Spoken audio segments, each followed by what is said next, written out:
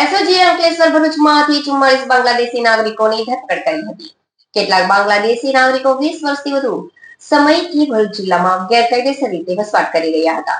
ઝડપાયેલા તમામ વિદેશી નાગરિકોની ઓળખપત્રની ચકાસણી દરમિયાન કેટલાક દસ્તાવેજો પણ જપ્ત કરવામાં આવ્યા હતા.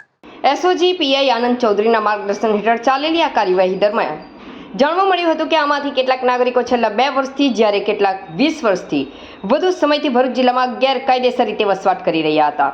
તપાસમાં ખુલ્યું છે કે તેઓ પ્રાથમિક રીતે માછીમારીના તળાવો પર મજૂરીનું કામ કરતા હતા. આ તમામ વિદેશી નાગરિકોની ઓળખપત્રોની ચકાસણી દરમિયાન કેટલાક દસ્તાવેજો પણ જપ્ત કરવામાં આવ્યા છે.